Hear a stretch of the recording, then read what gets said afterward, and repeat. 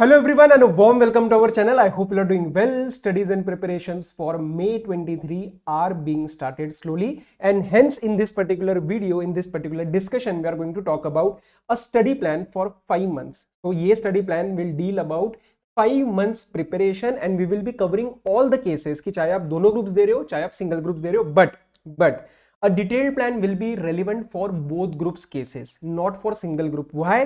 क्योंकि सर 4 ही सब्जेक्ट होते हैं एक ग्रुप में एंड उसके लिए 5 मंथ्स की स्टडी प्लानिंग लेना from my side, because when I make a study plan I will have to make certain assumptions, तो वो थोड़ा सा मुश्किल हो जाता है, राइट? सो बट मैं आपको कुछ इंपॉर्टेंट गाइडलाइंस दूंगा एंड बिफोर दैट ये जो स्टार्ट के गाइडलाइंस है, ये जो जनरल गाइडलाइंस है जो आपको दिख रहे हैं स्क्रीन पे, and by the way this PDF is available in the description of the video, so you can download it later on. अभी आप ध्यान दो पूरा क्या चीजें बता रहा हूं. तो ये जो गाइडलाइंस है ये सबके लिए रेलिवेंट है, इसमें से जो बातें हैं वो सबके लिए रेलिवेंट है, चाहे आप बोथ ग्रुप्स दे रहे हो चाहे आप सिंगल ग्रुप्स दे रहे हो. जब मैं नीचे प्लानिंग पे आऊंगा एग्जैक्ट वाली, then you can scroll through your relevant part की whether you are going single group और you are going you are going for both groups. Clear है? Okay, so let's start. Guideline सबके लिए relevant है, please don't skip even if you are giving single group. चलो start करते हैं. सो detail में हम पहले बात करेंगे बोथ ग्रुप्स के बारे में and let's start with the guidelines. चलो अच्छा, so my support, अगर आप if you talk about my support, it will be for CA final law, that is your paper number 4, right? You will be having classes, books and all the other general resources from our channel itself, and कहाँ bookings करनी है, कहाँ registrations करनी है, all those points will be updated in some days. In a few days you will get all the relevant updates regarding all the resources कि आपको कहाँ जाके क्या registrations करनी है. ठीक है? अच्छा सर, हमारा जो फोकस रहने वाला है, कहीं पे भी आप इस प्लान में देखोगे तो I won't be stressing on any kind of ABC analysis कि आपको ये करना है, ये सी कैटेगरी एरियाज है, वो सब हम नहीं करेंगे. And if you are planning to do that while you are starting with the studies, तो फिर आप बहुत गलत स्टेप पे हो. ठीक है? आप बहुत गलत पाथ पकड़ रहे हो. एबीसी एनालिसिस, या मैं कह सकता हूँ I generally prefer to say it as priority wise study. I would prefer it कि मैं वो चीजें तब उठाऊं जब मेरे पास टाइम कम है, या फिर मैं लास्ट 2 महीने, 1 महीना या लास्ट 10 दिन की बात कर रहा हूं. आज मेरे पास 5 महीने हैं, दिसंबर, जैन, फेब, मार्च, अप्रैल, वहां पे मैं कहीं पे भी एबीसी एनालिसिस की बातें नहीं करूंगा. Our focus is 100% course completion. आपने अभी देखा होगा कि कहीं से भी कुछ भी पूछा जा सकता है, कोई भी डिटेलिंग पूछी जा सकती है आपसे इन द एमसीक्यूज जो 30 मार्क्स के आते. सो प्लीज फोकस आपका 100% कोर्स कंप्लीशन पे रहना चाहिए. ठीक है? नेक्स्ट सर, हम return, please I am stressing on this again, ये जो गाइडलाइंस है ये सबके लिए रेलिवेंट है. आप चाहे सिंगल ग्रुप दे रहे हो चाहे आप बोथ ग्रुप्स दे रहे हो. जो नीचे प्लान आएगा और जो नीचे पॉइंटर्स आएंगे वहां पे आप स्क्रॉल कर लेना कि अगर मेरा सिंगल ग्रुप है तो भाई फिर मैं ये वाला छोड़ देता हूँ. ये जो डिटेलिंग जब स्टार्ट होगी, अभी आपको इसका डिस्क्रिप्शन जो है, डिस्क्रिप्शन में इसके टाइम स्टैम्प्स भी मिल जाएंगे, but don't skip through the guidelines. These are very very important. और बहुत सारी बातें आपको ऐसा लगेगा यार बाद में समझ आता है कि ये पहले कर लेनी चाहिए थी, वो यहाँ पे मैं आपको स्ट्रेस दूंगा, because these include those points जो आपको अभी जो नवंबर 22 के एग्जाम्स हुए वहां के स्टूडेंट्स के फीडबैक से भी आए हैं, right? So extremely relevant, do not miss any point. अब सर नेक्स्ट डाउट आता है मेरा कि मैं ओरल स्टडी के लिए जाऊं या रिटर्न स्टडी के लिए जाऊं. थ्योरी तो मेरे से लिखी नहीं जाती, या प्रैक्टिकल भी सर मैं तो बचपन से ओरली पढ़ता आया हूं. Please understand that you have to go for return study. But return में आप एक चीज कर सकते हो कि आप सारा मत लिखो, you can write the important points. For example मैं लॉ कर रहा हूं और सेक्शन 164 कर रहा हूं, तो मेरे को एग्जैक्ट पूरी डिटेल्ड इंग्लिश विद ग्रामर वो लिखने की जरूरत नहीं है, लेकिन मेन पॉइंट जैसे क्वालिफिकेशन, डिस्क्वालिफिकेशन है तो उसका 164 का लेट से अनसाउंड माइंड है, कन्विक्टेड है, तो वो मेन पार्ट में लिखना चाहूंगा, right? That you need to write it down. उससे 2 बातें होती है, एक तो आपका रिटेंशन बेटर होता है, दूसरी आपकी राइटिंग स्पीड बढ़ना शुरू हो जाती है inherently. Because if you give a mock at the end and if you feel sir I am not able to complete my paper, अब आप 1 दिन या 10 दिन में अपनी राइटिंग स्पीड नहीं बढ़ा सकते, बट स्टिल चांसेस आर कि in the period of 5 months gradually आपकी राइटिंग स्पीड इंप्रूव हो सकती है. क्लियर है बात? तो इस चीज का ध्यान रखना. और ओरल स्टडी आपको अभी अवॉइड करनी है. ओरल स्टडी हम लास्ट 1.5 दिन में वैसे भी करते ही है, तो please no oral study, go for the written study. और प्रैक्टिकल तो सर एक चीज लिख के आनी है. कभी कभी पता क्या होता है, आप प्रैक्टिकल में भी कोई कैलकुलेशंस होती है, आप कहते हो यार ये तो हो ही जाएगा, ये लिखने की क्या जरूरत है, कैलकुलेटर कर लेता हूं. नहीं, लिखो उसको, स्टिल लिखो, कोई सिली मिस्टेक हो जाती है एंड अगेन राइटिंग स्पीड में हेल्प होता है. क्लियर? सो रिटर्न स्टडी पे ध्यान देना है. अच्छा अब सर अगर मैं पूछूं कि सबसे बड़ा फीडबैक जो मुझे मिला नवंबर 22 और उससे पहले जितने भी एग्जाम्स हुए, उससे जो है आपको मार्किंग्स रेडी करनी पड़ेगी. अब ये सुनने में इतना इजी लगता है कि हाँ सर मार्किंग तो हम करते ही है. नहीं करते हो आप, नहीं करते हो. मार्किंग्स का भी एक तरीका होता है, please understand. Have markings ready in both your concepts plus questions. अब सर इसका मतलब क्या होता है मार्किंग मतलब ना आपके 2 या 3 स्टेज की मार्किंग होनी चाहिए। सर ये तो पहली बार सुना है ये स्टेज और ये सब। सुनो मेरी बात ढंग से सुनो। स्टेज वाइज मार्किंग मतलब व्हेन फॉर एग्जांपल आज मैं लॉ पहली बार पढ़ रहा हूँ, ठीक है, सपोज एग्जांपल आप मेरे क्लास से पढ़ रहे हो। अब मैंने लॉ की क्लास होने के बाद या ड्यूरिंग द लॉ क्लासेस मैंने आपको 10 क्वेश्चन कराए क्लास में जो इंपॉर्टेंट थे, ठीक है। घर पे जाके आपने जब रिवीजन स्टार्ट करी, लेट से आपने क्वेश्चन 1 से नॉर्मली पढ़ना स्टार्ट किया, आपको लगा यार क्वेश्चन नंबर 1 में कुछ था ही नहीं, you didn't get stuck, you didn't feel any point was important and आपके लिए वो इजी था, आप उसको नॉर्मल छोड़ दो, मतलब एक टिक मार दो कि हाँ ये मेरा हो गया एंड नॉर्मल मूव हेड।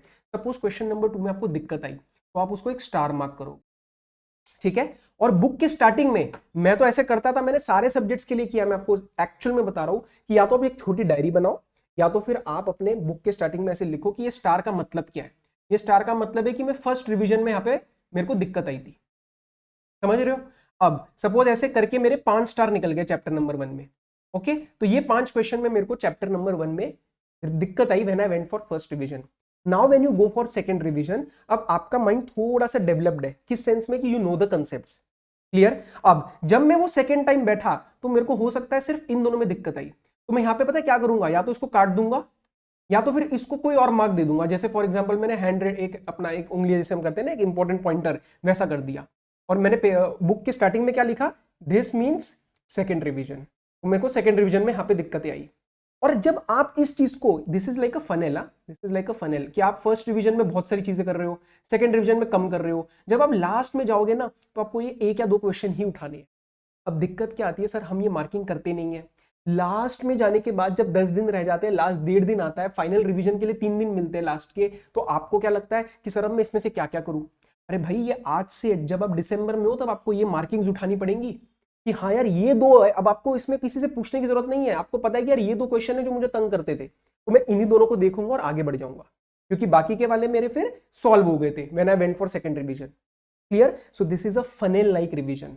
और इसी तरीके से आपको कंसेप्ट्स भी कहीं ना कहीं मार्क करने पड़ेंगे, इतने डिटेल में नहीं पर मोटा मोटी, यार हाँ ये वाले दिक्कत मुझे करते हैं, ये वाले मुझे एंड में रिवाइज करने, क्लियर है बात। And this needs to be personalised in nature, this needs to be personalised in nature, ये किसी से पूछ के नहीं हो सकता, ये आपको जो दिक्कत आई वो आपको मार्क करना है, क्लियर।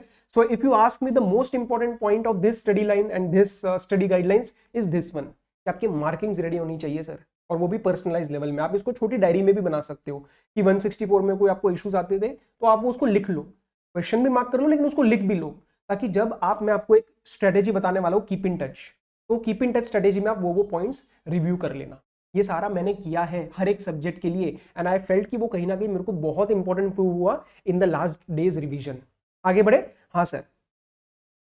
अच्छा, this plan will provide you with general guidance. It will help you understand how planning is to be done and you have to make changes based on your personal preparedness. Your preparation can be completely different from this plan. It is also possible कि आपका बिल्कुल ही कुछ और plan बने, that is absolutely okay. अब आपके दिमाग में डाउट, सर अगर मेरा प्लान ही अलग बनना है तो फिर मैं आपका प्लान क्यों देखूं।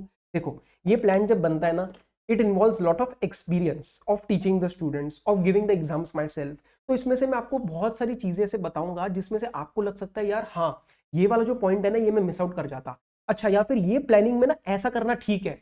वो पॉइंट्स आपको इसमें से इनकलकेट कराने हैं कि हाँ यार ये इंपॉर्टेंट पॉइंट्स है, ये मैं अपने प्लान में डालूंगा, राइट। ये एज इट इज प्लान तो किसी पे लग ही नहीं सकता, क्यों, क्योंकि हर एक बच्चे का क्लासेस का स्टेटस, हर एक बच्चे का प्रिपरेशन, हर एक बच्चे की स्ट्रेंथ वीकनेसेस वो अलग अलग रहेगी, right. So this plan can not be followed in its letter exactly, आपको इसको स्पिरिट में लेना पड़ेगा कि हाँ यार ये कह क्या रहा है प्लान, ऐसे मुझे प्लान बनाना है।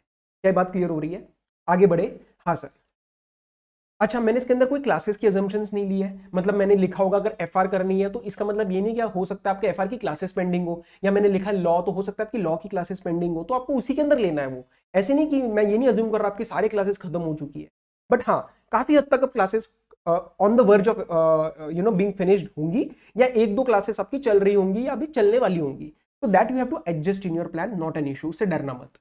अच्छा, अब सर दूसरा एक very very important point that I would like to stress upon is have a keep in touch strategy. Sir ये क्या है कीप इन टच स्ट्रेटेजी, ये मैं हर एक अटेम्प्ट में बताता हूँ और जो जो फॉलो करता है उसको फायदा मिलता है। अब आपके हाथ में आपको फॉलो करना है या नहीं करना है। Have a keep in touch strategy for all the completed subjects and from personal experience मैं ये स्ट्रेटेजी फॉलो करता था। सर क्या है ये एग्जैक्ट स्ट्रेटेजी, फॉर एग्जाम्पल जैसे मेरा लॉ खत्म हुआ, ठीक है, मेरा लॉ खत्म हुआ and suppose I have moved on to other subjects, let's say FR या कोई भी टैक्स या व्हाटएवर इट इज। तो मैं क्या करता था, रात को लेट्स से 20 मिनट अगर मुझे मिल रहे हैं तो 20 मिनट में मैंने लॉ में फॉर एग्जांपल चैप्टर 1 से उठाए पॉइंट्स और वो चैप्टर 1 को मैंने एक बार रीड आउट कर लिया। सर रीड आउट मतलब क्या मैं रिकॉल करूंगा, आंसर इज नो। क्या मैं रिवाइज करूंगा, आंसर इज नो। क्या मैं रिटर्न स्टडी करूंगा, आंसर इज नो। ये ओरल चलेगी। तो सर ये है क्या, ये ना आपको एक साइकोलॉजिकल एडवांटेज देगा कि हाँ यार मैं लॉ भूल नहीं रहा। या फिर जैसे मेरा टैक्स खत्म हो गया तो टैक्स में से जो जो इंपॉर्टेंट पॉइंट्स थे, कहीं पे मुझे लगा जैसे लिटिगेशन मेरा वीक एरिया है, तो यार लिटिगेशन में से अपील्स का पॉइंट मैंने सिर्फ रीड आउट किए। अपने आप को टेस्ट नहीं करना है, सिर्फ रीडिंग लेनी है। माइंड को उससे ना साइकोलॉजिकल एक एडवांटेज मिलता है कि हाँ यार मैं भूल नहीं रहा चीजें, मैं भूल नहीं रहा चीजें, जो पुराना हुआ है वो मुझे ध्यान है। ऐसे ही आपको कहाँ कहाँ अपनाना है, majorly you can apply it to the completed subjects. It can be literally FR, खासकर डीटी और लॉ, सबसे ज्यादा प्रॉब्लम आपको ये दोनों सब्जेक्ट्स दे सकते हैं। या फिर ऑडिट में से आपने पी उठा लिया, प्रोफेशनल एथिक्स, राइट, या फिर स्टैंडर्ड्स ऑन ऑडिटिंग, तो आप इसको पढ़ाई मत माने, आप इसको 1-2 घंटा जस्ट एक बैठ के रिवाइज एक रिव्यू करना है। आपको अपने आप को टेस्ट भी नहीं करना, पर कुछ भी लिखना नहीं है, बस बुक पे बेड पे बैठ के हाँ यार ये रीड आउट कर लिया। ये आपको बहुत फायदा देगा। ठीक है, तो इसको मैं पढ़ाई नहीं मानता, इसको मैं जस्ट एक स्ट्रेटेजी मानता हूं जो आपको अपनानी है। Keep in touch strategy, please do apply it and this will also be personalise in nature कि हाउ यू अप्लाई इट। या फिर सिंपल लॉ में आप इंडेक्स देख लो, अच्छा 164 था, ओके, डिस्क्वालिफिकेशन ओके, 167 वेकेशन, इसमें क्या पॉइंट था, चलो एक बार देख लेते आगे, जस्ट एक review, clear. Okay next, sir मुझे कितनी रिवीजन करनी है, सर मुझे कितने पेपर देने हैं, मोटा मोटी यार 3 रिवीजन तो आपको प्लान करनी है। सर 2 ही हुए कोई दिक्कत नहीं, सर 4 हुए कोई इशू नहीं, थोड़ा ऊपर नीचे होएगा, एक आध सब्जेक्ट ज्यादा होएगा, एक आध सब्जेक्ट कम होएगा, एक आध स्ट्रेंथ बनेगा, एक आध वीकनेस बनेगा, दिस इज ओके। तो have a target of 3+ revisions and give at least 2 mock test for each subject before you sit for final exam. ये तो आपको टारगेट लेके चलना है, 2 मॉक टेस्ट तो देने ही देने हैं। अच्छा, we assume our exams to commence on 1 May 23, ठीक है, मोटा मोटी 1 May 23 मान लेते हैं, आगे पीछे हुआ तो अपने को फायदा मिल जाएगा, क्या इशू है। 5 months is not that long, ये गलती से भी मत दिमाग में लाना कि अभी मेरे पास बहुत टाइम है, डरा नहीं रहा, हकीकत बता रहा हूं। सिलेबस काफी है, कंसिस्टेंटली डेली आपको पढ़ाई करनी है, so this period will be going very fast, be consistent in your studies. Next sir, ये वाली चीज अगेन वेरी वेरी इंपॉर्टेंट, काफी सारे बच्चे इस चीज का प्रेशर बना लेते हैं। क्या प्रेशर बनाते हैं कि सर मुझे ना रैंक लानी है, मैं रैंक के लिए पढ़ रहा हूं, सर आज मैंने पढ़ाई नहीं करी, आज मेरा रूटीन हिल गया, आज मैं बाहर चला गया, मेरे को रैंक लानी है, मेरे को प्रेशर आ रहा है। ये चीज कभी नहीं करनी।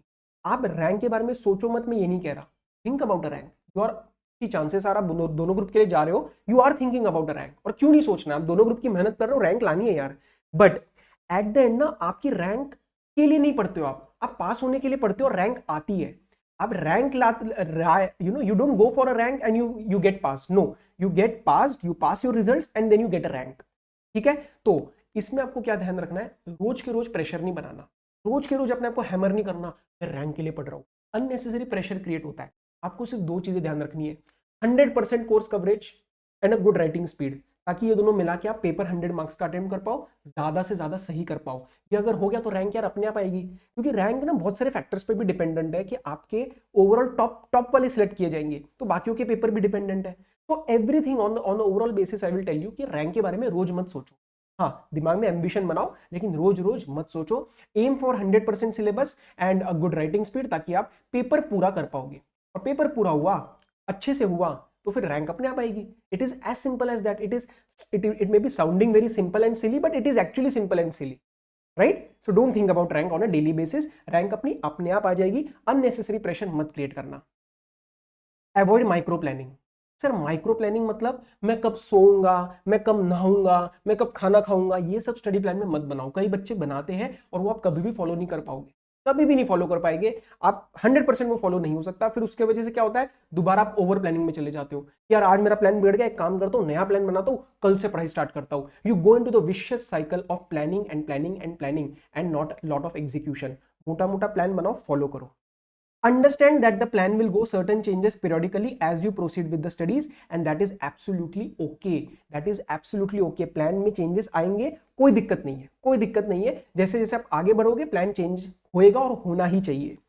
Don't aim for perfection, please try to enjoy this journey as well, it is going to teach you a lot. देखो, परफेक्शन के पीछे मत भागना कि मैं एक चीज ऐसे करूंगा वैसे करूंगा, नहीं, थोड़ा ऊपर नीचे। इफ यू आर मतलब 85-90% में अगर निकल रहा आउटपुट, आगे बढ़ो।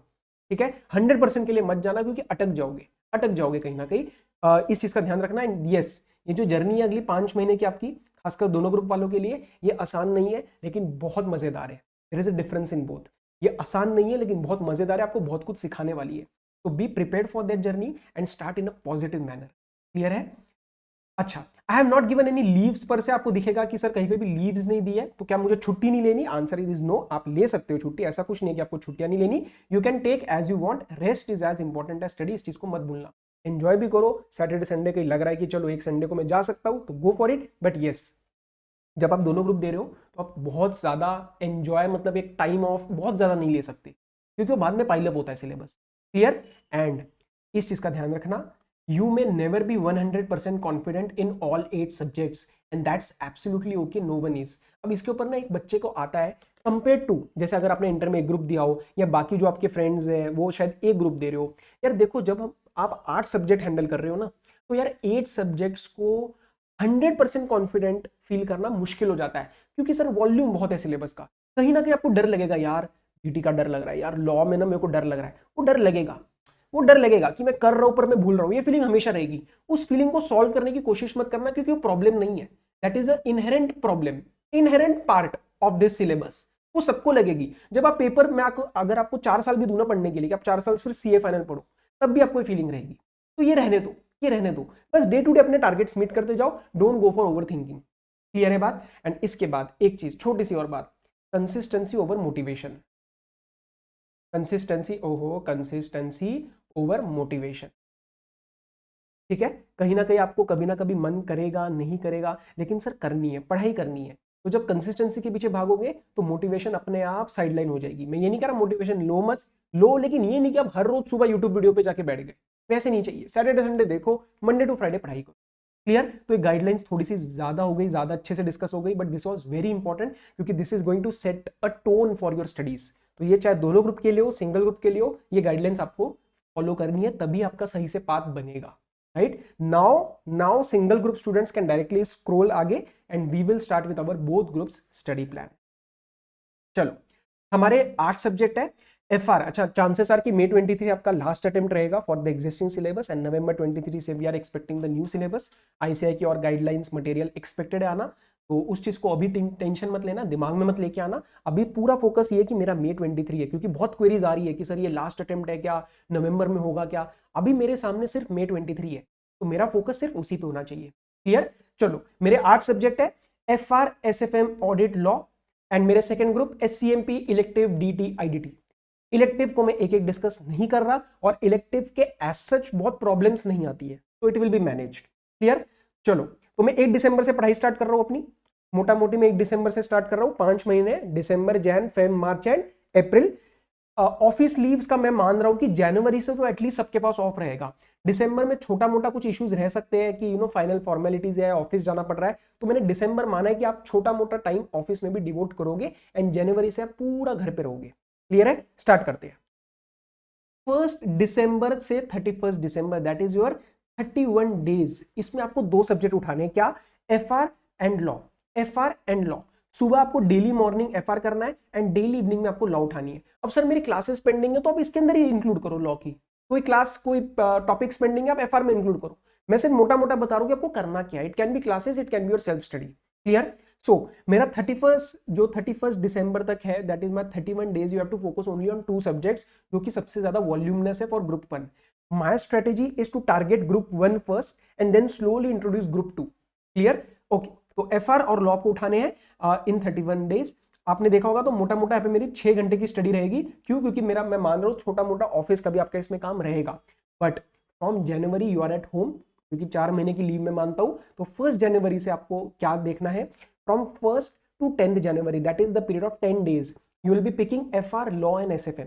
ठीक है? एफआर सुबह 3 घंटा, एसएफएम शाम को 3 घंटा और लॉ दोपहर को 3 घंटा। अब ये वाला जो पीरियड है, यहां पे आपको एफआर और लॉ खत्म करना है।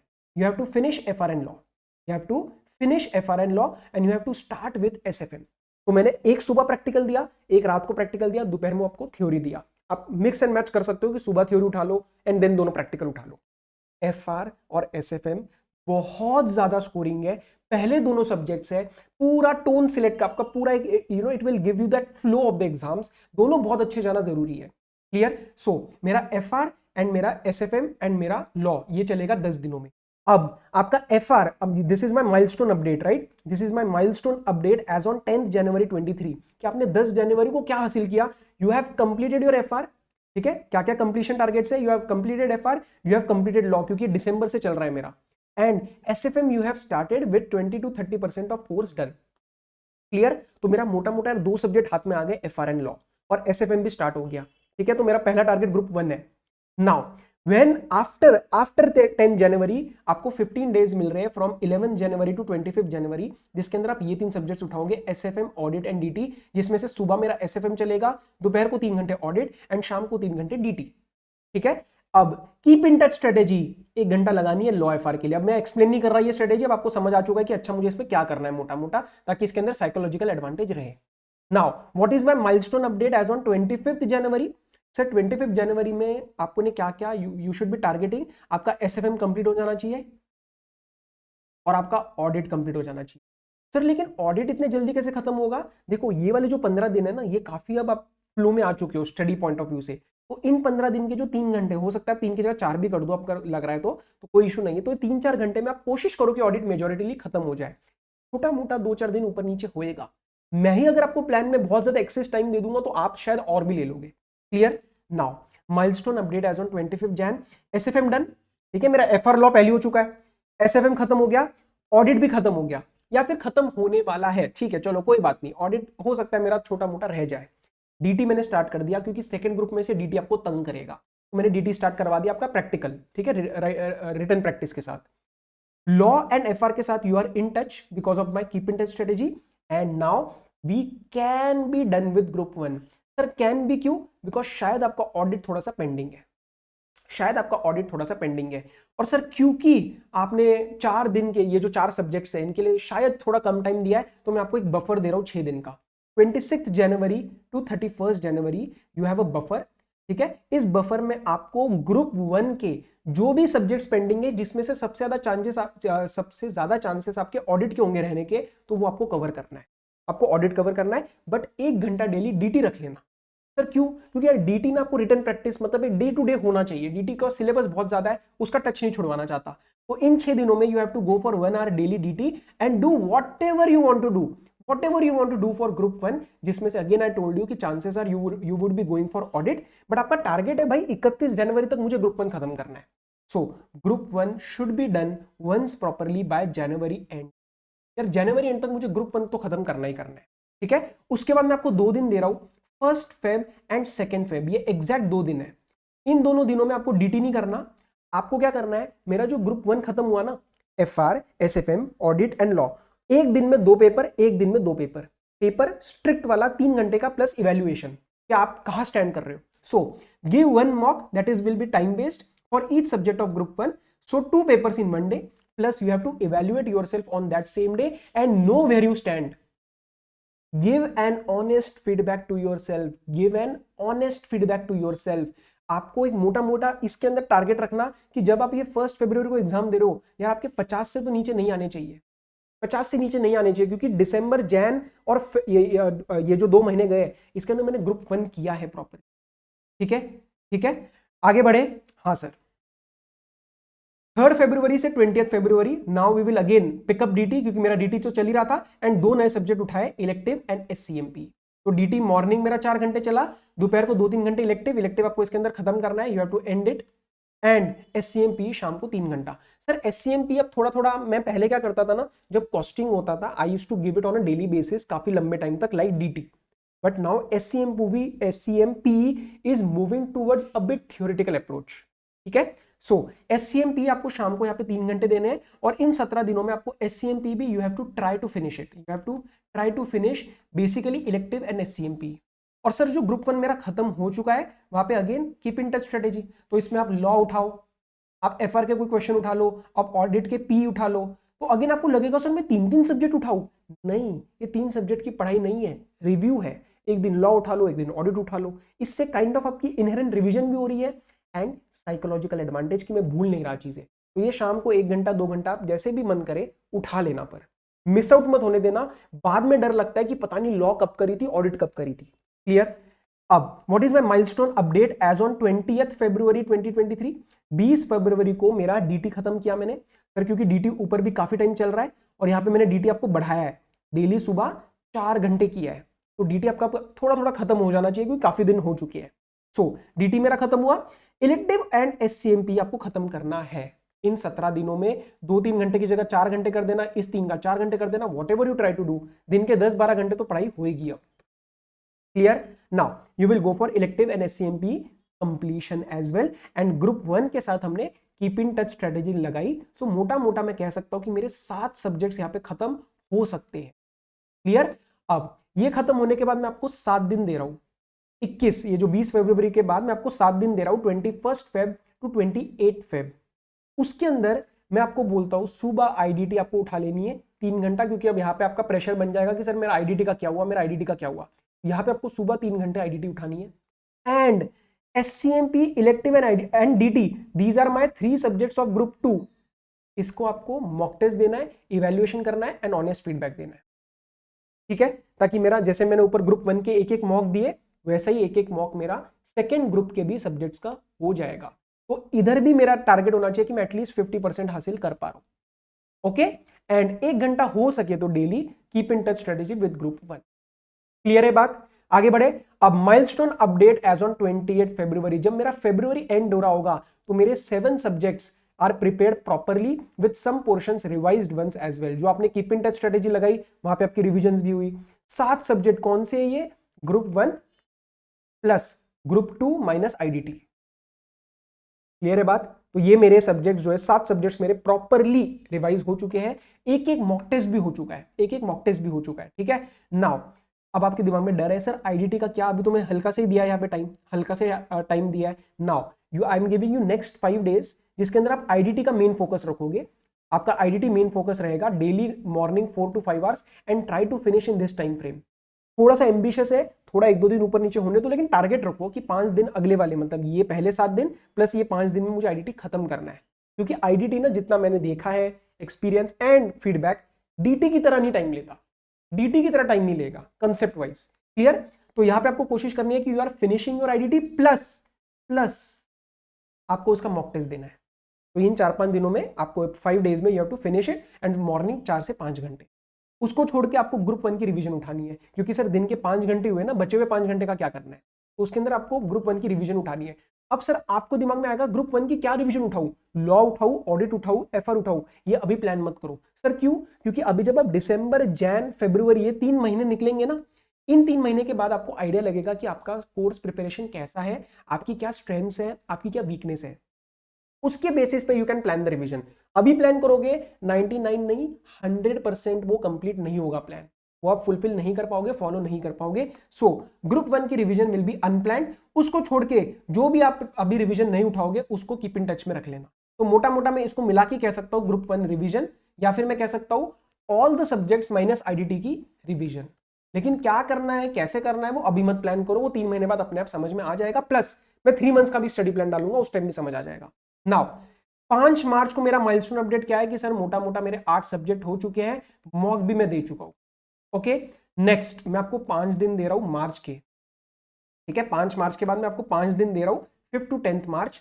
ये आपको सेकेंड मॉक से पहले एक बफर दिया जा रहा है, एक बफर दिया जा रहा है। अगर लग रहा है कहीं पे भी कि यार ये टॉपिक मेरा लॉ का मुश्किल जा रहा है, या ये टॉपिक मेरा आईडीटी का ढंग से नहीं हुआ, या ये डीटी का, what ever it is, out of 8 subjects prepare that topic. So this is a buffer, whatever you need to do for closing the 8 subjects properly, and at this point you should be prepared enough to feel confident if asked to give exams the next day. अगर आपको बोला जाए कि आप final exam दो, that will be my second mock, तो इसमें आपको कॉन्फिडेंस आ जाना चाहिए कि यार 8 सब्जेक्ट मेरे प्रिपेयर्ड है और एक दिन के गैप में मैं दे सकता हूं। तो ये आपको दोबारा एक बफर दिया जा रहा है। ठीक है? इसके अंदर आपको 8 सब्जेक्ट्स का जो भी लगता है पार्ट वो आपको खत्म करना है।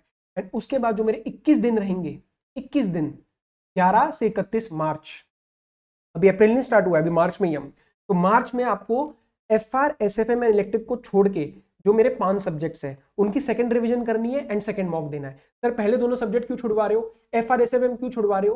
क्योंकि एफआर एसएफएम आप लास्ट में ना अप्रैल के लास्ट 8-10 दिनों में खूब उठाते हो, और फिर पेपर दे देते हो, तो उसमें इतनी दिक्कत नहीं आती।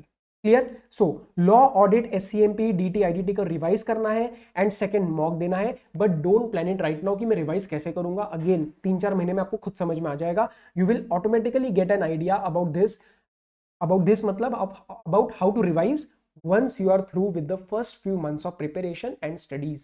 जब ये पढ़ाई हो जाएगी तब अपने आप वो हो जाएगा कि मुझे रिवाइज कैसे करना है। एंड पूरा का पूरा अप्रैल जो आपका अनप्लान जाएगा, which will involve a lot of revisions and lot of tests. ठीक है, आप इसमें मॉक भी दे सकते हो, आप थर्ड मॉक भी ट्राई कर सकते हो यहाँ पे। क्लियर है बात? सो इस अप्रैल में लास्ट के जो 10 दिन जाते हैं, जनरली आप 20 अप्रैल से ले लो, 20 अप्रैल से तो आप FRSFM पे आ जाते हो, तो पहले बचे हुए 20 दिन ही रहते हैं। ठीक है, तो लास्ट के 10 डेज आपके FRSFM में जाते हैं, 20 दिनों में आप रिवीजन प्लान करते हो। क्या करनी है वो अभी मत प्लान करो, वो अपने आप समझ में आ जाएगा once you are done with the syllabus. तो ये था मोटा मोटा मेरा प्लानिंग। इसमें से आपको पॉइंट्स लगे होंगे कि हाँ सर मैं ये इंप्लीमेंट कर सकता हूँ, या ये दोनों सब्जेक्ट में उठा सकता हूँ, या ये पार्ट में अपने वाले प्लान में डाल सकता हूँ। Do it and make your own personalise study plan. Clear? Now we are starting with single group case. Single group का वैसा वाला स्टडी प्लान नहीं है सर, क्यों? क्योंकि 4 ही सब्जेक्ट है, 4 ही सब्जेक्ट में मैं 5 महीने में उसको कहाँ डालू एक एक दिन के हिसाब से, तो वो जरूरत नहीं है। लेकिन मैं 3 मंथ स्टडी प्लान में आपको वो डाल दूंगा। प्लस मैं अभी आपको कुछ पॉइंटर्स दे रहा हूं, ध्यान से देखना। फर्स्ट ग्रुप अगर आप दे रहे हो, that is your FRSFM law and audit, तो ध्यान रखना कुछ बातें। आपका जो FR एंड SFM है उसको आपको डेली उठाना है, आपको डेली प्रैक्टिस करते रहनी है, हाथ से डेली प्रैक्टिस करनी है FRSFM की, क्योंकि पहले दोनों पेपर है बहुत स्कोरिंग है और पूरा का पूरा अच्छा एक फ्लो सेट हो जाएगा फॉर थ्योरी पेपर्स। तो थ्योरी में गड़बड़ हो जाती है, तो ये दोनों सब्जेक्ट संभाल लेंगे। सेकेंड, लॉ एंड ऑडिट जो है आपके, यू कैन इंटरचेंज, मतलब पहले लॉ उठा रखा है दोपहर में, जैसे फॉर एग्जांपल FRSFM के बीच में, तो लॉ खत्म हो जाएगा, ऑडिट उठ जाएगा। जिसको भी हटा रहे हो वहां पे लगाना है आपको keep in touch strategy. Clear? तो सर क्या मैं 4 सब्जेक्ट कर रहा हूं दिन में? नहीं, आप 3 ही कर रहे हो, चौथा वाला कीप इन टच में है, आधा घंटा रिव्यू करना है, जस्ट एक रीडिंग लेनी है। क्लियर? 3 सब्जेक्ट्स आप एक दिन में ट्राई कर सकते हो, जिसमें से FR एंड SFM जो है वो कांस्टेंट रहेंगे। दोपहर में पहले लॉ चलेगा, फिर ऑडिट चलेगा, ये इंटरचेंज हो जाएगा। एंड 3 से 4 मॉक देने की कोशिश कर लेना। सिंगल ग्रुप में आपको टारगेट रखना है सबके अंदर 70 to 80 प्लस आपके आने चाहिए, क्योंकि 4-5 महीने एक ही ग्रुप दे रहे हो तो इतनी प्रॉब्लम नहीं आएगी। क्लियर है? प्लानिंग पॉइंट ऑफ व्यू से। Similarly if you are going for second group, तो SCMP, elective, IDT and DT, तो इसमें से जो DT है ये आपका डेली प्रैक्टिस में जाएगा। ठीक है, तो keep DT literally daily in your schedule. बाकी फिर 2 सब्जेक्ट उठाने या 3 सब्जेक्ट उठाने as you are comfortable with, क्योंकि इसके अंदर प्लानिंग में इशू नहीं आएगा। इलेक्टिव अपने आप में बहुत नहीं है, SCMP थियोरेटिकल है, IDT और DT आप रोज उठा सकते हो। DT और IDT, जैसे DT को तो मान लो आपको डेली मॉर्निंग उठा लो 3 घंटे, इतना कर लो कि पेपर के टाइम तो अपने आप हाथ चलना चाहिए, राइट? एंड दोपहर में फिर आप पहले इलेक्टिव करके खत्म कर दो एंड देन SCMP उठा लो, इलेक्टिव को साइड से रिवाइज करते रहो। तो 4 ही सब्जेक्ट है, 5 महीने, अभी ज्यादा प्लानिंग का डिटेलिंग में बना नहीं सकता। 3 मंथ्स वाले में मैं डाल दूंगा, 3 मंथ्स वाले में बेशक मैं डाल दूंगा, right? So this was my study plan for May 23 and I hope कि इससे आपको थोड़ा हेल्प मिली हो, अब bit of a guidance, right? Not detailing but bit of a guidance, so that you can now make your own study plan. This PDF is available in the description, आप उसको देख सकते हो। And obviously for CA final law a lot of resources will be made available, जिसकी details will be made available in few days. Clear? So till then, all the very best, study well, take care, be safe, bye bye.